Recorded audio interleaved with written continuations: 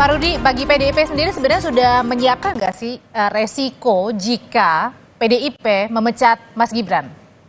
Jadi begini Mbak, kalau saya, karena saya ini bekerja dengan nurani, saya menyarankan kepada beliau. Karena dulu beliau datang meminta sebagai menjadi anggota PDI Perjuangan, ya kalau datang tampak mukanya ya pulang tampak punggungnya, itu maksud saya. Jadi kalau Mas Gibran ini jangan disamakan dengan Budiman Sujatmiko. Karena Budiman Sujatmiko itu tatarannya di DPP, jadi sehingga itu urusannya DPP, pecat memecat. Namun kalau saya tidak akan bicara pecat memecat, namun ini etika. Oke. Nah itu kalau dulu anak saya yang saya daftarkan ke sana belum tentu diberi rekomendasi loh. Tapi Mas Gibran sudah menjawab nih, katanya mau ketemu segera dengan Pak Rudi. Saya sudah WA ke beliau, mohon izin, berkenan saya minta waktu untuk sowan. Itu jadi Pak Rudi yang minta duluan ya? Iya kan, karena saya sebagai rakyat, dia sebagai wali kota. Oke. Itu, yeah. Udah dijawab sama Mas Gibran? Oh belum dijawab. Cuman dijawab oleh ajudannya, "Oke Pak, siap, nanti saya sampaikan kepada Pak Wali," gitu aja. Kalau misalnya kayak gitu sebenarnya apa yang dilihatnya Mas Adi sendiri? Apa resiko yang dihadapi oleh PDIP kalau Gibran ini dipecat? Enggak, saya kira ini adalah jalan tengah ya, di mana PDIP tidak merasa dirugikan dan Gibran pun juga tidak merasa dirugikan. Karena yang meminta KTA PDIP itu dikembalikan adalah teman-teman di Solo, bukan di DPP. Beda ceritanya kalau kemudian ada pemecatan dari Gibran dikeluarkan oleh DPP, maka sangat mungkin akan ada resistensi ataupun kickback kepada PDIP yang dinilai baper mungkin karena Gibran maju berdampingan dengan Pak Prabowo Subianto. Meski PDIP dalam posisi benar untuk menertibkan kader-kadernya, tapi kondisi politik saat ini kan sangat mungkin ada isu-isu playing victim yang bisa dimunculkan sebagai upaya untuk membangun persepsi positif kepada Mas Gibran dan persepsi negatif kepada berarti artinya keduanya menjaga persepsi positif itu ya, jangan sampai negatif. Menjaga itu sentimen publiknya supaya tidak negatif baik ke Gibran ataupun tidak ke PDIP. Makanya ketika Bang Rudi ini yang meminta KTE-nya itu diminta, saya kira ini adalah jalan tengah sebenarnya. Dua-duanya tidak merasa dibully, dua-duanya tidak merasa untung, dua-duanya tidak merasa saling ada dirugikan, Mbak. Karena ini murni dilokalisir hanya persoalan partai di Solo, dan yang paling penting bahasanya itu adalah mengembalikan kartu anggota, bukan menukar.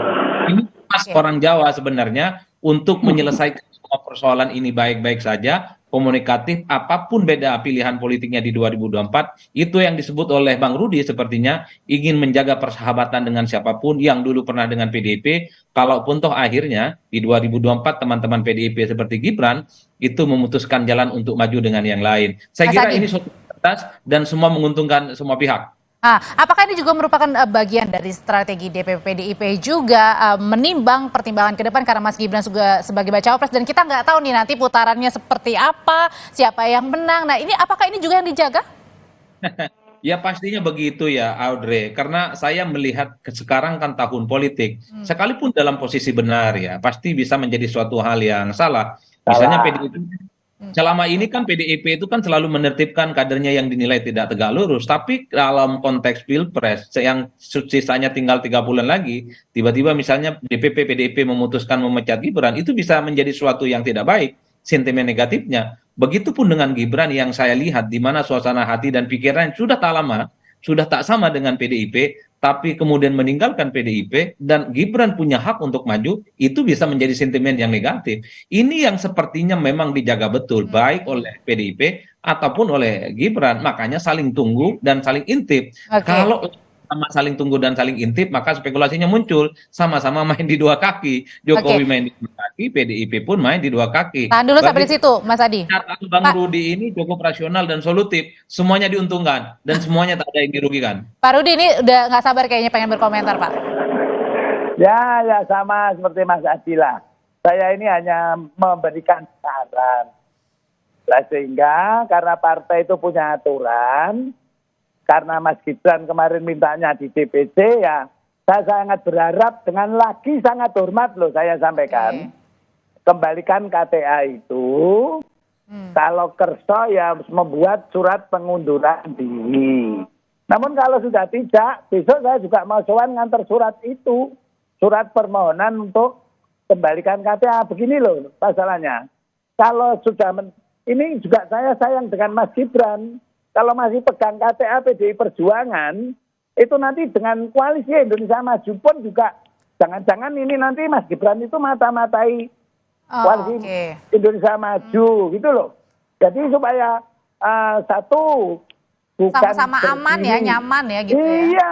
Tapi kalau Pak Jokowi sendiri gimana harapannya, pandangannya? Kalau saran saya ini dianggap tidak benar, dibully, ya saya sudah sampai katakan bahwa jadi kader PDI Perjuangan itu memang siap kecewa dan dikecewakan kok. Tidak ada persoalan bagi saya. Tetapi tujuan saya adalah positif gitu aja. Oke, kalau untuk Pak Jokowi, Pak Rudi? Lah untuk Pak Jokowi kan masih sebagai anggota PDI Perjuangan, dia sebagai presiden. Tapi kan anaknya sebagai bacawa pres Pak Prabowo. Gimana? Anaknya Mas Gibran kan sebagai bacawa presnya Pak Prabowo. Ini gimana ngelihatnya? Saya sudah sampaikan. Beliau sudah mempunyai kakak sendiri. Dan mempunyai hak dipilih dan memilih. Punya hak dicalonkan dan mencalonkan. Nah, sehingga tidak ada kata lain kecuali kalau pamitan ya monggo, gitu loh. Oke, jadi kalau Mas Adi sebenarnya dari permasalahan KTA Mas Gibran ini akan berakhir dengan anti klimaks, artinya tidak ada konflik yang terang-terangan terbuka antara PDIP dan juga Mas Gibran? Saya kira opsi untuk mengembalikan kartu anggota PDIP, Mas Gibran ke Pak Rudi misalnya, ini kan dilokalisir persoalan Gibran hanya sebatas keanggotaannya di PDIP di Solo. Bagi saya ini anti klimaks minimal, tidak ada letupan-letupan menghadapi Pilpres di putaran pertama. Saya nggak tahu kalau nanti terjadi ada putaran kedua, karena kemungkinan akan ada putaran kedua mengingat poros politik yang bertanding di 2024 itu 3 calon, Audrey. Saya menduga menuju 14 Februari 2024, solusi yang terbaik adalah memang mengembalikan kartu anggota. Jadi ini yang saya sebut sebagai jalan tengah dan win-win solution. Tak ada yang dirugikan dan tak ada juga yang diuntungkan dalam hal ini semua. Toh semuanya terang benderang, sudah tak sejalan lagi ya antara PDIP dan Gibran tentu saja, karena sudah memutuskan jalan yang beda-beda. PDIP memutuskan Ganjar sebagai capres dan Gibran memutuskan untuk maju dengan Prabowo Subianto. Ini adalah dua fakta dan realitas politik yang tidak bisa dibantah. Oleh karena itu saya mengapresiasi apa yang disampaikan dan diikhtiarkan oleh Bang Rudi ini. Bagi saya ini mantap. Nah, minimal menghentikan huru hara yang bisa dikurangi resistensinya menuju 2024. Oke, Mas Adi Praetno terima kasih, Pak Rudi terima kasih sudah berbagi waktunya di Kompas Petang. Sehat selalu. Ya, terima kasih Pak.